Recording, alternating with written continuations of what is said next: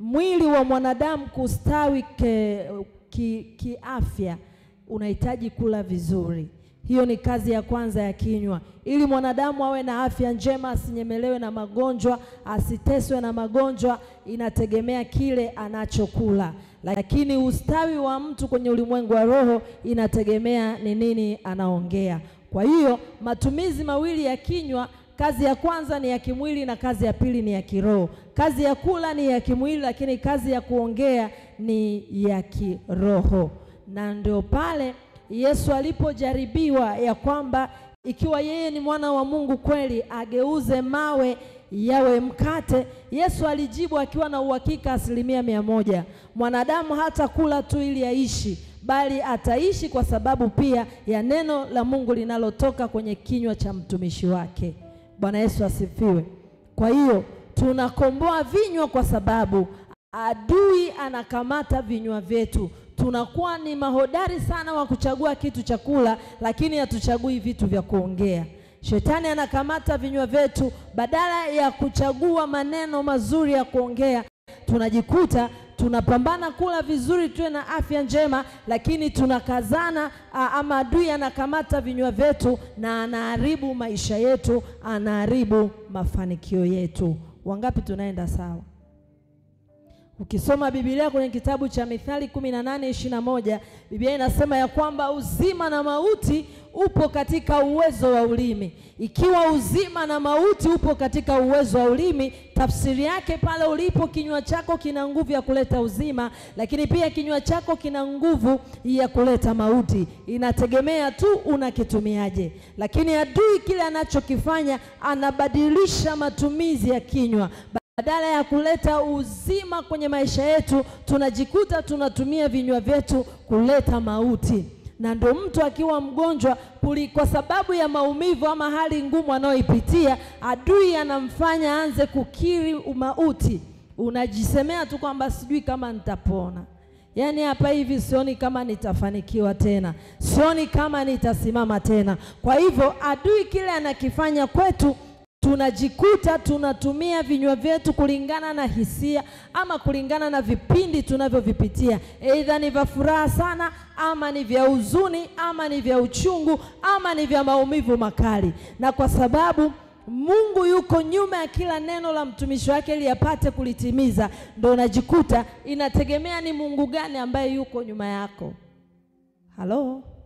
Bwana Yesu asifiwe.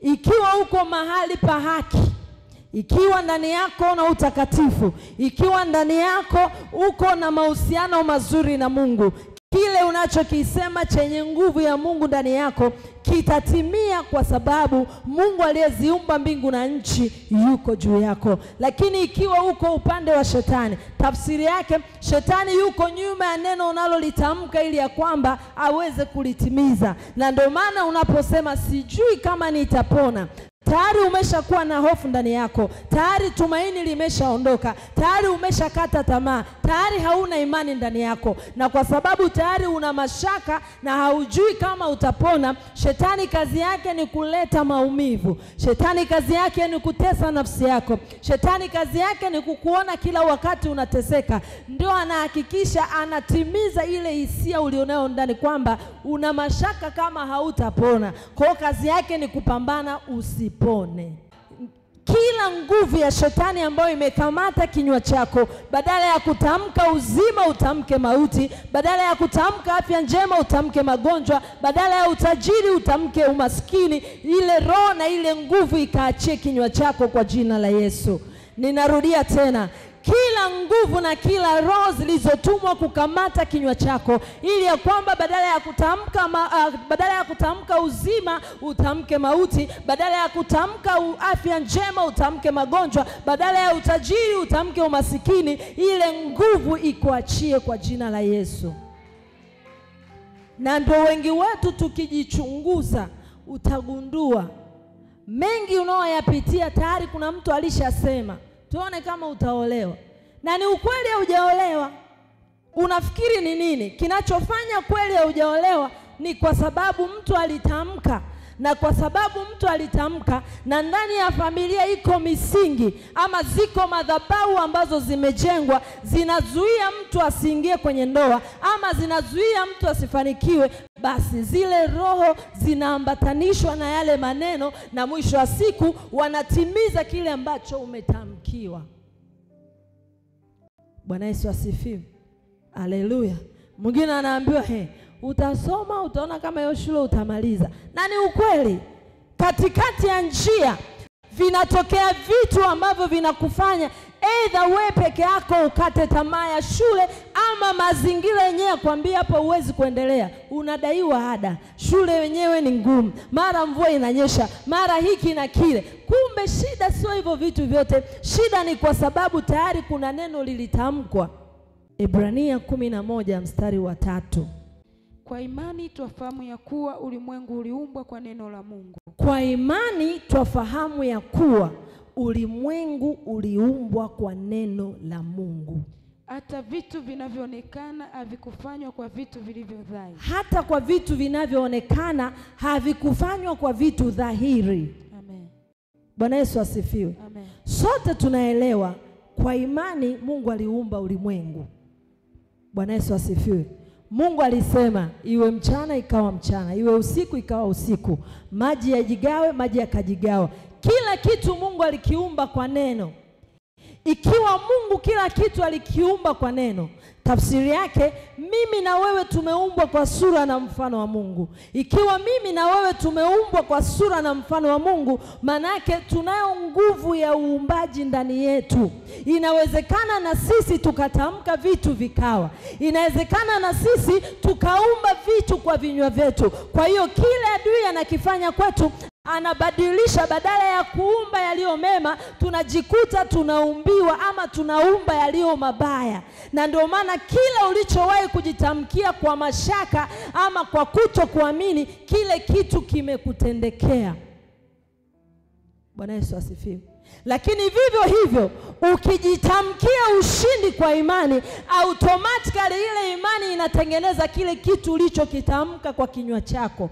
Sababu ni kwa sababu Mungu alipokuumba aliweka nguvu ya uumbaji ndani yako. Ikiwa yeye mwenyewe Mungu aliweza kuumba ulimwengu kwa neno, tafsiri yake hata wewe unaweza umba ndoa yako kwa neno. Hata wewe unaweza umba biashara yako kwa neno lako. Hata wewe unaweza umba aina ya maisha ya watoto wako kwa neno lako. Hata wewe unaweza umba aina ya huduma yako kwa neno lako. Hata wewe unaweza kuumba aina ya kazi yako kwa neno lako.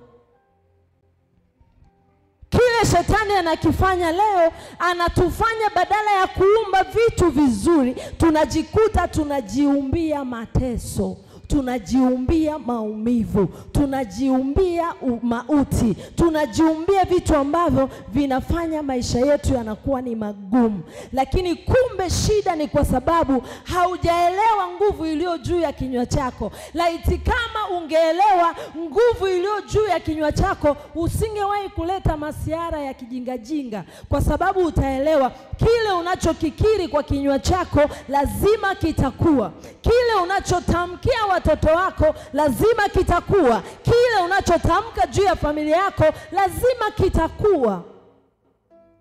Bwana Yesu asifiwe. Haleluya. Haufundishwi ili tu ufundishwe muda uende. Unafundishwa ili uelewe ya kwamba Mungu aliweka nguvu kwenye kinywa chako. Na kama aliweka nguvu kwenye kinywa chako, haupaswi kujidharau. Unatakiwa kutumia ile nguvu ambayo Mungu aliweka kwenye kinywa chako, na ile nguvu iweza kuleta matokeo chanya. Bwana Yesu asifiwe. Haleluya. Hivi ulishajiuliza kwa nini mwanafunzi akiwa darasani akimchukia tu mwalimu amemaliza? Yaani akimchukia tu mwalimu kwamba mwalimu fulani simpendi, hata somo lake hawezi kulielewa. Hata kama hilo somo darasa zima wanaliona ni somo zuri, ni somo linaeleweka sana, wewe peke yako huwezi kuelewa. Ni kwa nini? Umeshaumba, sawa? Umeshajiumbia ndani yako. Kama huyu mwalimu humpendi, Alafu huyu mwalimu ndo amebeba material yanayotoka kwenye kinywa chake, yaliyobeba nguvu ya kukarabati akili yako, ya kukarabati ufahamu wako, ili ya kwamba uweze kuelewa. Unadhania utaelewa? Hauwezi kuelewa, kwa sababu anachokiongea anasema kwa kinywa, na wewe kwa sababu umeshamchukia, automatically hata somo lake huwezi kulielewa. Na ndio pale Biblia inasema ya kwamba aonavyo mtu nafsini mwake ndivyo ilivyo. Ukiona kabisa huyu mwalimu humpendi, manake na somo lake ulipendi, na kama somo lake ulipendi, automatically huwezi kulielewa. Bwana Yesu asifiwe.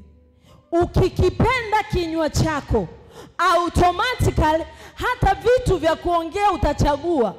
Maana utajua ya kwamba haijalishi kama kina meno mengi, haijalishi kama kina lipsi kubwa, haijalishi kama kina ulimi mrefu mfupi, vyovyote vile Mungu ameweka nguvu ndani yake. Na kama Mungu ameweka nguvu ndani yake, lazima ile nguvu uitumie ili kutengenezea maisha yako yawe maisha ya baraka. Bwana Yesu asifiwe. Haleluya. Haleluya.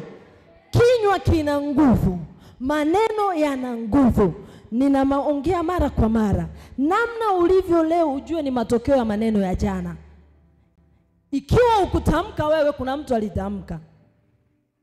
Haleluya.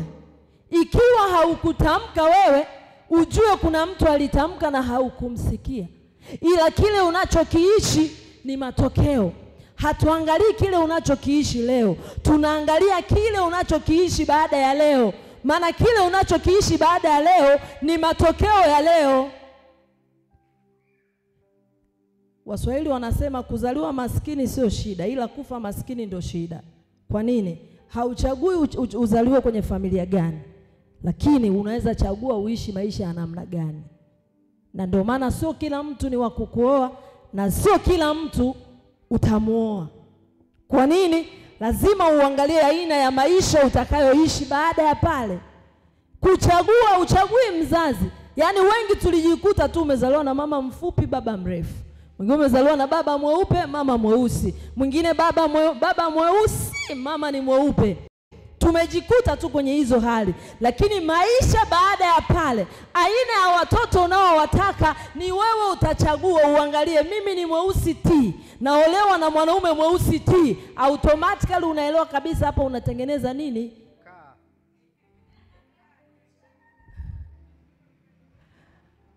Haleluya. Bwana Yesu asifiwe. Kwa ni ukweli walishakutamkia kwamba hautaolewa, lakini leo bado una uwezo wa kubadilisha kile walichokisema. Ni kweli walisema hautaolewa, lakini unaelewa ndani yako Mungu ameweka nguvu. Unaweza badilisha kwamba nitaolewa, nitaendesha gari, nitakuwa na biashara kubwa, nitaolewa na mwanaume wa heshima, nitapanda ndege, nitaendesha magari, nitaingia supermarket, nitanunua nguo za heshima, nitavaa viatu vya heshima. Ni wewe unachagua. Na ndio maana leo tunakufundisha ili uchague na utengeneze aina ya maisha unayotaka kuyaishi. Bwana Yesu asifiwe. Ikiwa walikutamkia, leo unayo nguvu ya kutamka na ukafuta. Ikiwa hujaelewa kama una nguvu ndani yako, ndio utatembea kwenye kale ka ustaarabu. Mimi waliniambia sitaka niolewe. Ukichumbiwa na mkaka, ile akili inakwambia, wewe kwani wanaolewaga? Unamkataa mkaka wa watu. Bwana Yesu asifiwe. Kumbe ni nini? Yale maneno waliokutamkia yanatembea kwenye akili, yamekamata moyo, yamekamata mawazo, yamekamata muonekano, yamekamata hisia, yamekamata kila kitu chako. Leo una nguvu ya kubadilisha historia kwa jina la Yesu. Ninasema leo una nguvu ya kubadilisha muonekano wako. Una nguvu ya kubadilisha kesho yako. Una nguvu ya kubadilisha familia yako. Una nguvu ya kubadilisha uchumi wako kwa kinywa chako. Amen. Bwana Yesu asifiwe. Amen. Mtu anaweza kufa, lakini kila alichokiongea hakifi. Na ndio wengi leo tunaishi kwenye misingi ya kifamilia, kwamba hii familia hatuoagi kabila tofauti na la kwetu. Ukichunguza ni wazee fulani tu walikaa, yamkini vizazi vitatu nyuma, wakajadili wakaona hii familia walituibia ng'ombe zetu, na kwa sababu walituibia ng'ombe zetu, hatutakaa turuhusu binti yoyote anayetoka kwenye ukoo kwenda kuolewa kule. Na wakaitengeneza ikawa sheria. Bwana Yesu asifiwe. Hakuna kuoa mtu wa kabila tofauti. Waliosema leo hawapo, hata masalia yake hayapo, lakini ziko familia zinatembea kwenye ule msingi wa maneno ambayo walitamka, na wakaweka na condition, yeyote atakayepindua hii sheria akafanya tofauti na kile tulichokiweka atakufa, ama atazaa mtoto mlemavu, ama atafanya hivi na hivi na hivi. Na kwenye kile kikao wakati wamekaa, wakachinja ng'ombe, wakachinja mbuzi, wakamwaga damu, wakaweka nguvu kwenye yale maneno, na yale maneno ni ukweli. Leo anajikuta mtu mmoja amezaliwa ni kizazi cha 4, mwingine ni kizazi cha 3, akivunja tu ile sheria anapata madhara kweli. Bwana Yesu asifiwe. Kama mtu alishakufa, why bado yale maneno analeta shida kwa mtu? Ni kwa sababu neno huwa halifi. Maneno huwa hayafi. Hata kama wewe utakufa, lakini maneno yale unayoyasema yataishi. Na ndio maana unatakiwa uchunge sana kinywa chako. Unaweza kuwa umetamka katika hali ya hasira, ila kwa sababu neno linaishi. Mtoto umemtamkia leo ana miaka 3, leo ana miaka 2, leo ana mwaka 1, ujue kama usipofuta, kama usipotengua, utakuja kudhihirisha akiwa na miaka 25 na wewe umeshabendi, na yamkini usikumbuke kama uliwahi kumtamkia. Bwana Yesu asifiwe. Na ndio maana ni vizuri sana kulinda kinywa chako. Ni vizuri sana kulinda yale ambayo watu wanakutamkia. Hujui anayekutamkia anategemea nguvu gani, ama ni nini, ni gharama gani aliyoilipa ili ya kwamba atamke na kile anachokitamka kiwe na nguvu. Bwana Yesu asifiwe. Haleluya.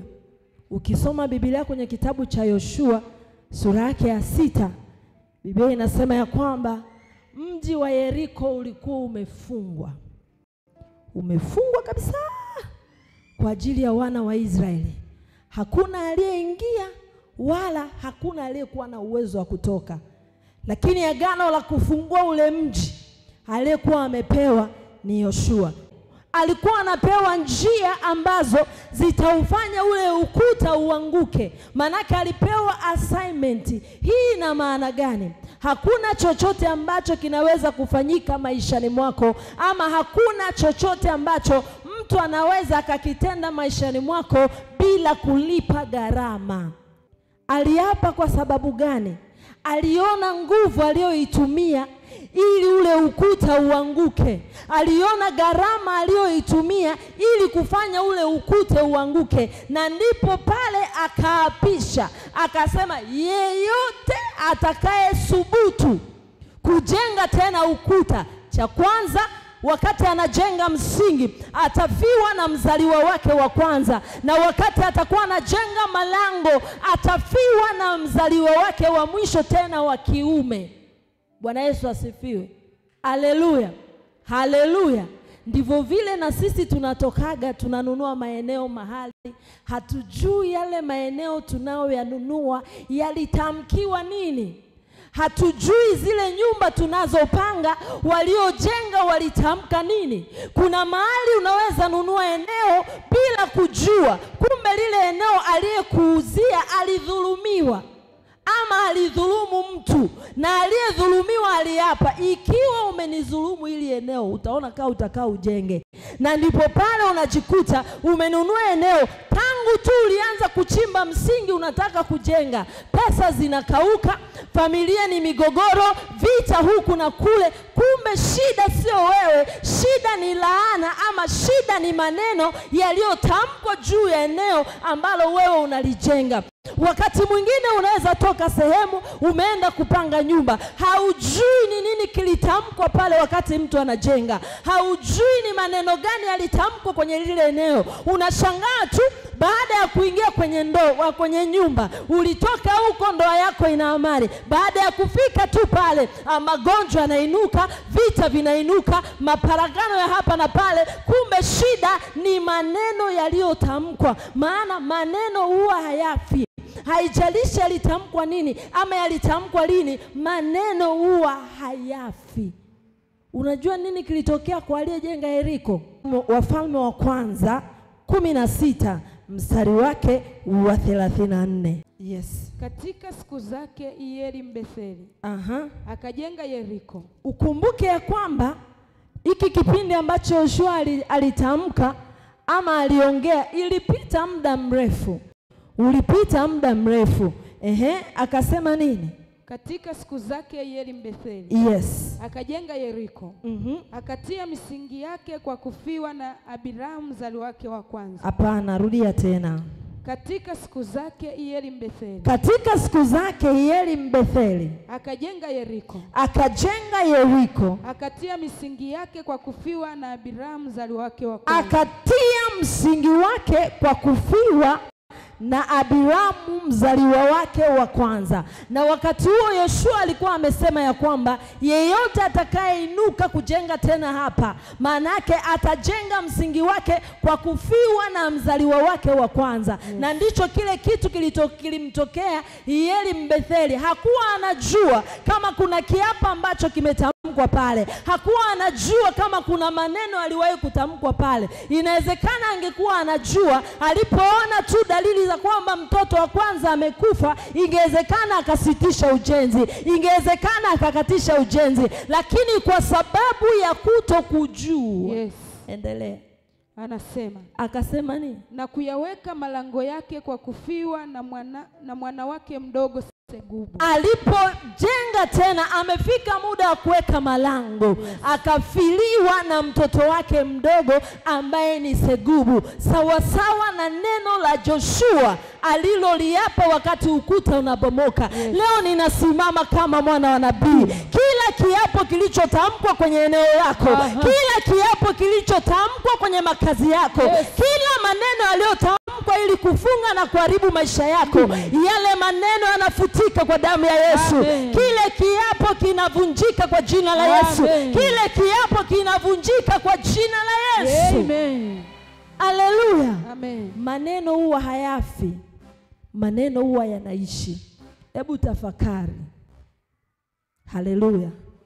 Tangu ulinunua hicho kiwanja, maisha yako yanaendeleaje?